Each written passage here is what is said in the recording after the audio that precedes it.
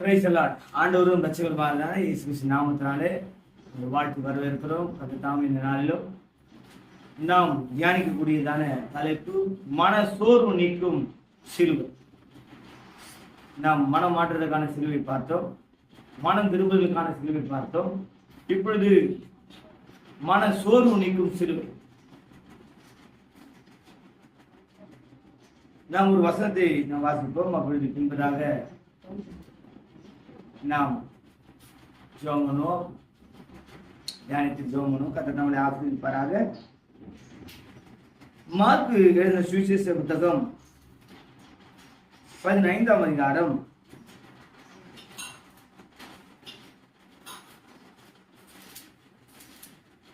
'அங்க ஒரு சில வசனங்களை நான் வாசிக்கிறேன்.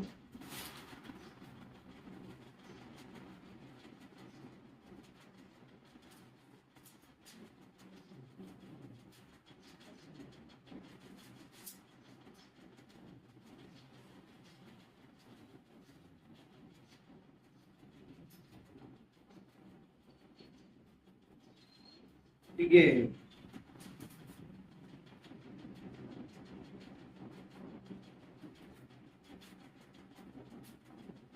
மன சோர்வுக்குள்ளான ஒரு காரியம் நடக்கிறது. அதை நாம் பார்க்கும் பொழுது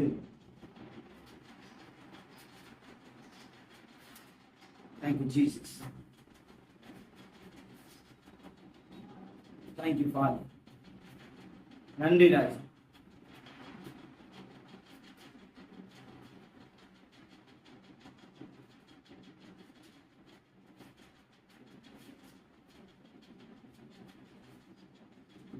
இருபத்தி ஓராம் வசனம் சொல்கிறது, சிரேனே ஊரானும் அலெக்சாந்தரும் ரூப்புக்கும் தகப்பனமாகிய சீமோன் என்னப்பட்ட ஒருவன் நாட்டிலிருந்து அவ்வழிய வருகையில் அவருடைய சிலுவை சுமக்கும்படி அவனை பலவந்தம் பண்ணினார்.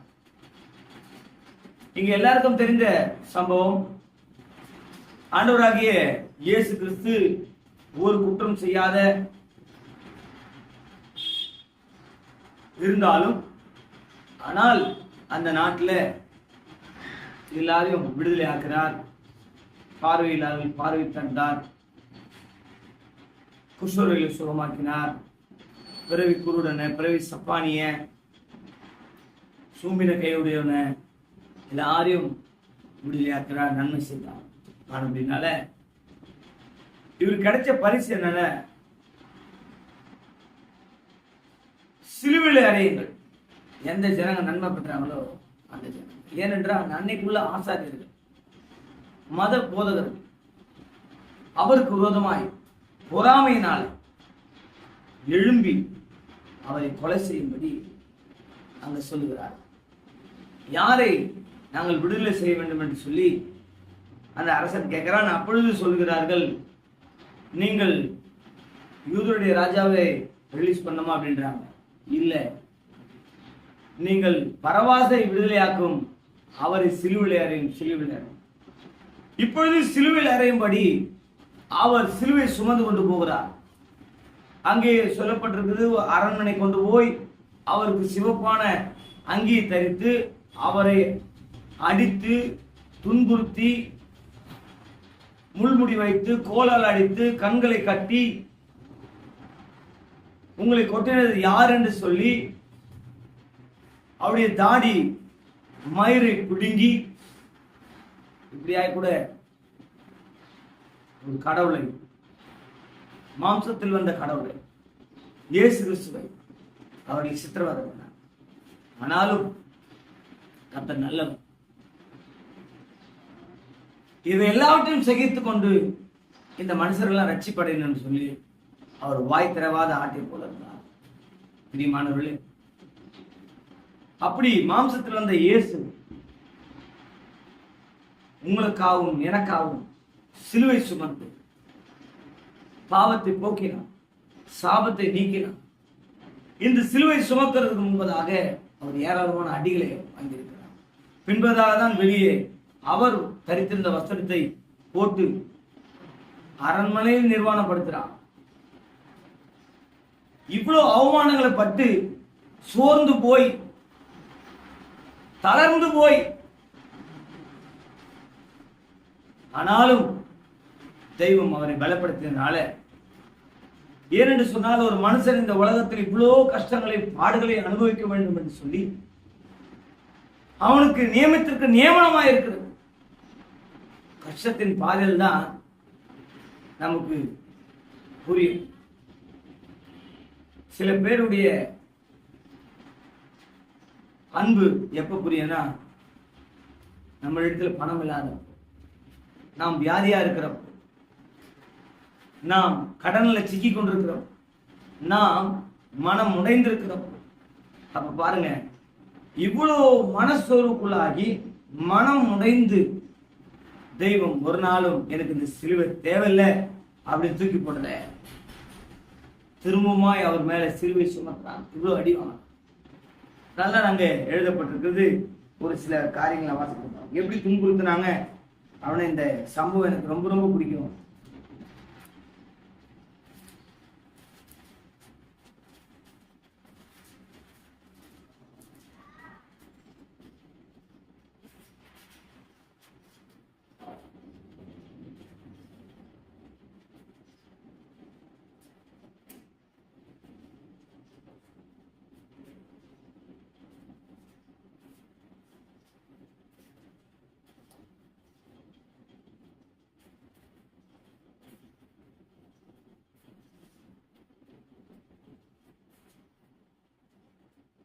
இங்கே சொல்லப்பட்டிருக்குது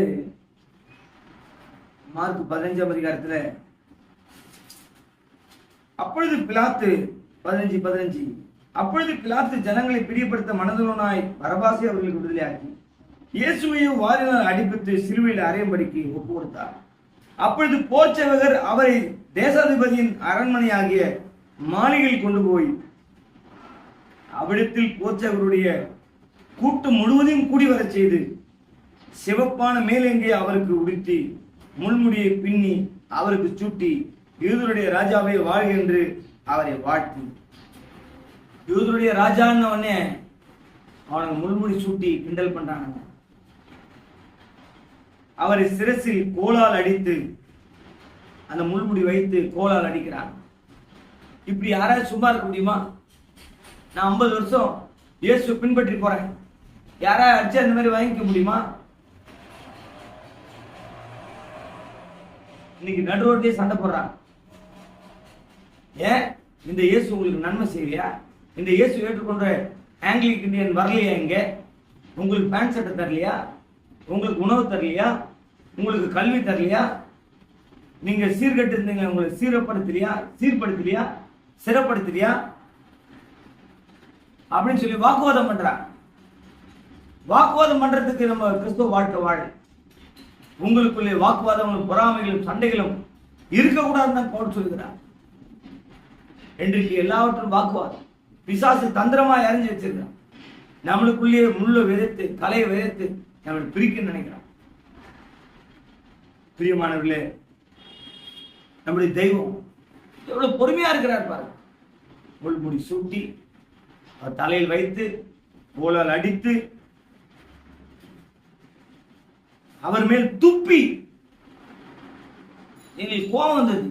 அவன் எப்படி சொல்லலாம், நம்மளுக்கு இந்த ஊர் சொந்தம் இல்ல, நம்மளை எப்படி வரவானான்றான், இயேசு பத்தி எப்படி சொல்ல வேணான்றான்.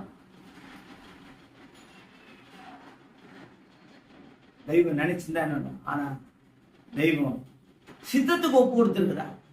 நான் இப்படிதான் செய்ய வேண்டும், நான் இப்படிதான் சிலுவை சுமக்க வேண்டும், இப்படிதான் பாடுகளை ஏற்றுக்கொள்ள வேண்டும், இப்படிதான் அடிகள் பட வேண்டும், இப்படிதான் வேதனைப்பட வேண்டும். எவ்வளவு மனசோர்வு வந்திருக்கு பாருங்க. நாம சின்ன காரியத்துல ஒரு வருஷம் திருமணம் ஆகி குழந்தை இல்லைன்னா சோறுக்குள்ளாகிறோம். அல்லது படிச்சுட்டு ஒரு வருஷம் ஆயிடுச்சுன்னா வேலை செய்த சோறு வந்து, அல்லது குடும்ப வாழ்க்கையில சோறு வந்து, அல்லது பிள்ளைகள் மத்தியில் சோறு வந்து, ஒருவேளை கடன்காரன் நெருக்கனா சோர்ந்து போய் எங்கேயோ ஊரை விட்டு ஓடிடுறாங்க, இல்ல தங்களை மாய்த்துக்கிறாங்க. மரணத்தை தவிர இன்னைக்கு வேற வழி இல்லைன்னு பிசாசு முத்திர போட்டான். ஆனால் ஆண்டவராக இயேசு கிறிஸ்து மரணத்தை ஜெயித்தார். மரணமே உன் கூறு எங்கே, பாதாளமே உன் ஜெயம் எங்கே?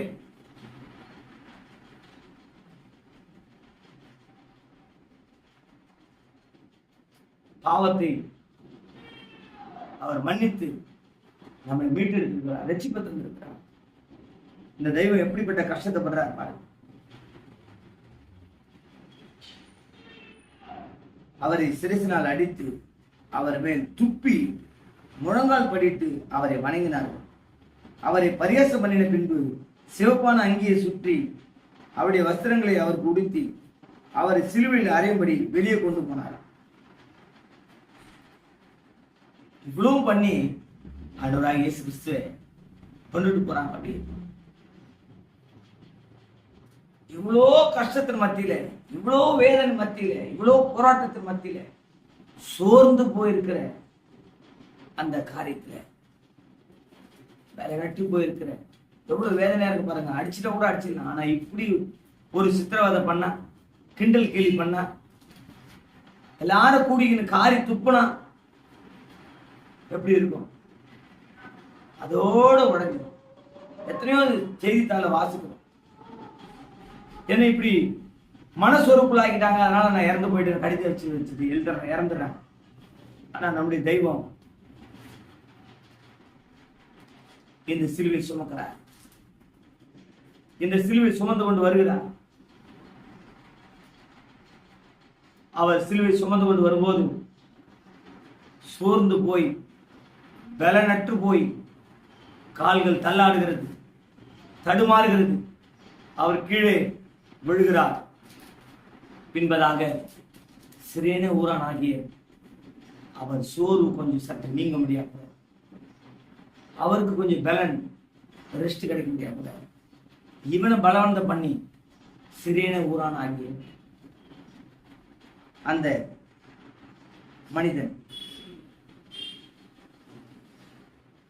சீமோன் என்னப்பட்ட ஒருவன், அவர் சிலுவை சுமக்கிறான்.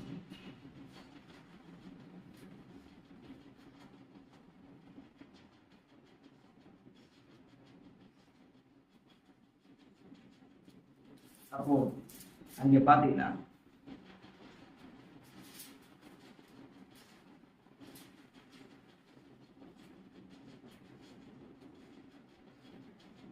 இது வேலையில நீங்க எந்த எந்த சூழ்நிலையில் சோர்ந்து போயிருந்தாலும், எப்பேற்பட்ட காரியத்தை சோர்ந்து போயிருந்தாலும், ஆண்டவராகிய இயேசு கிறிஸ்து நம்ம பார்க்கிறோம். ஆண்டவராகிய இயேசு கிறிஸ்து நம்ம பார்க்கும்போது இந்த சோர்வுலாம் ஒண்ணுமே இல்லாத, இவ்வளவு சோர்வு நேரத்துல அவர் சிலுவை சுமந்தார் பாருங்க. ஏன்னா இந்த சிலுவை நிமித்தம் தான் என் சோர்வு மாறும், இந்த சிலுவை நிமித்தம் தான் என் வேதனை மாறும், இந்த சிலுவை நிமித்தம் தான் என் துக்கம் மாறும், இந்த சிலுவை நிமித்தம் தான் என் கண்ணீர் மாறும். ஏனென்றால் இது தேவனுடைய சித்தம். இத்தனை பாடுகள், பிரச்சனைகள், போராட்டங்கள், துப்புற நேரத்துல, அடிக்கிற நேரத்துல, அவமானப்படுத்துற நேரத்துல இந்த பாரமான சிலுவையை நாம் சுமந்து போவோமானால் நிச்சயமாய் முடிவில் நம்மளுக்கு ஒரு வெற்றி உண்டு. அதனால்தான் மன சோர்வு நீக்கும் சிலுவை, மன சோர்வு நீக்கும் சிலுவை. அந்த சோர்வுலாம் நீக்குது அப்படின்னா அந்த சிலுவையில் அவர் மரிக்கிறார். மரித்த பின் அப்படியே விடலை, பிதாவாகிய தேவன் அவர் உயிரோடு எழுப்புகிறார். இந்த உயிர்த்தெழுதலை நாம் நம்புகிறோம். ஒருவேளை நான் அறிஞனா இருக்கிறேன், விஞ்ஞானியா இருக்கிறேன், அவங்க நம்புவாங்க, நம்ப மாட்டாங்க. அவங்க அடையாளத்தை தேடுவாங்க. கடவுள் என்பது விசுவாசத்தை குறிக்கும். நம் விசுவாசத்துல நம்புகிறோம், வாழ்கிறோம். எனக்காக இந்த உலகத்தில் இயேசு வந்தார், எஸ் நான் விசுவாசிக்கிறேன். எனக்காகவே வந்தார், அடிக்கப்பட்டார், ரத்தம் சிந்தினார், பாடுகள் பட்டார், மரித்தார், அடக்கம் பண்ணப்பட்டார், மூன்றாம் நாள் உயிர்த்தெழுந்தார். இதை நான் விசுவாசிக்கிறேன். அவர் எனக்கு நிச்சயமாய் பரலோகம் தரப்போறார், மோட்சம் தரப்போறார், அதை நான் நம்புகிறேன். இதுதான் விசுவாசம், நம்பிக்கை. அவரும் ஆண்டவராகிய இயேசு கிறிஸ்துவும் அந்த விசுவாசத்துல இருந்தார். பிதாவாகிய தேவன் நிச்சயமாய் அந்த ராஜ்யத்தை எனக்கு கொடுக்க போறார். அதனால்தான் பிதாவாகிய தேவன் அதிகாரமுள்ள நாமத்தை கொடுத்துட்டார் இந்த உலகத்துல, இந்த பூமியில். வானத்தின் கீழே பூமியின் மேலே இயேசுவின் நாமம் அல்லாமல் வேறொரு நாமம் கட்டளையிடப்படவில்லை, மனிதன் ரட்சிப்படைய, மீட்படைய, வாழ்வடைய, அந்த மோட்சத்துக்கு சொல்ல நானே வழியும் சத்தியம் ஜீவனமா இருக்கிறேன்னு சொன்னார். இவர் இல்லாமல் நான் மோட்சத்துக்கு போக முடியாது. இந்த உலகத்தில் எவ்வளவு பெரிய வாழ்க்கை வாழ்ந்துக்கலாம், எவ்வளவு பணம் வைத்திருக்கலாம், ஆனா பரலோகத்துக்கு போறது இயேசுதான் வழி, சத்தியம், ஜீவன். அவருக்கு ஒரு சோர்வு வருமானால் அந்த சிலுவை சுமந்து அந்த சோர்வை மாற்றிக்கொண்டார். இன்றைக்கும் இதை கேட்டுக்கொண்டிருக்கிற பிரியமானவர்களே, நீங்களும் ஆண்டவராக இயேசு கிறிஸ்து சிலுவை சுமந்தா போல, ஒருவேளை இந்த உலகத்தில் உங்களுக்கு பாடு இருக்கலாம், கஷ்டம் இருக்கலாம், துன்பம் இருக்கலாம், வேதனை இருக்கலாம்.